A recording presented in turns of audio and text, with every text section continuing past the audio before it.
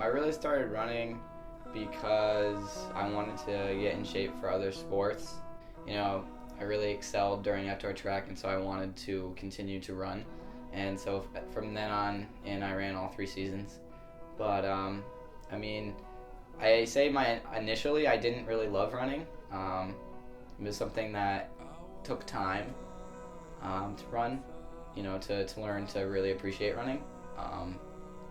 But that's something I'm glad that I've done, and it's also something that, again, just took some maturity, and also along the way took some mistakes and some growing as well.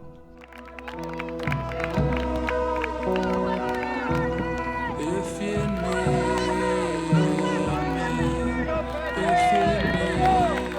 He always set very lofty goals for himself, both athletically and academically. I think his running passion began after his first competition for Coggin-Chog back in his freshman year when he ran cross country. And he saw some of the older kids and how fast they were running, and I think that was when he realized that he had a lot of potential, and he decided to go for it.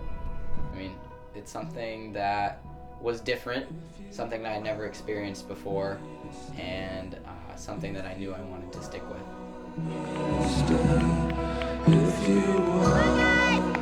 Christian's had several struggles throughout his athletic journey. This junior year, I had a stress fracture in my left foot, and I'm currently dealing with a calf/shin injury.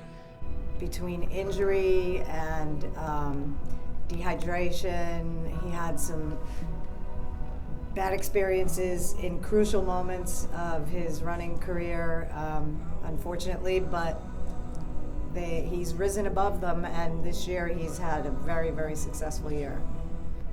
With distance running, it's just your muscles get tired, your bones and your muscles get tired, and sometimes they break down on you.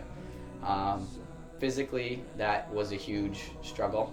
I've also had a lot of emotional, mental struggles. My junior year, I had a great cross-country season up until our state meet, where I was dehydrated and didn't finish the race. I was in first, and I had to drop out of the race because I was collapsed and threw up and stuff. But that was really hard, and then going into our indoor season, I ended up getting sick, and then outdoor season was not what I wanted it to be. So that was a tough year all around, but that was also the year that I made my huge jump and started winning races. So that was also something positive that came from it. But I've also learned from running that you don't go up without going down a few notches. No one's ever going to soar to the top without having some struggles along the way. So that's something that I really try to keep in mind when something bad happens, is that something good's right around the corner. Come on, Christian, let's go! I'd love to be an Olympian. I'd love to be a world champion.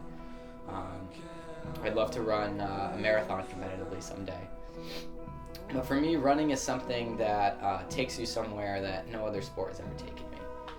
It pushes your limits, teaches you that, beating other people isn't really necessarily the only thing that you want to do. Sometimes it's what you're aiming for, but in other times it's really seeing, how hard you can push yourself. And in running, you're running against the clock.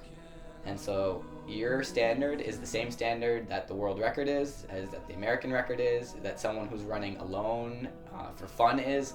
Everybody's held to the same exact standard. So, yeah, that's something that I really like about running.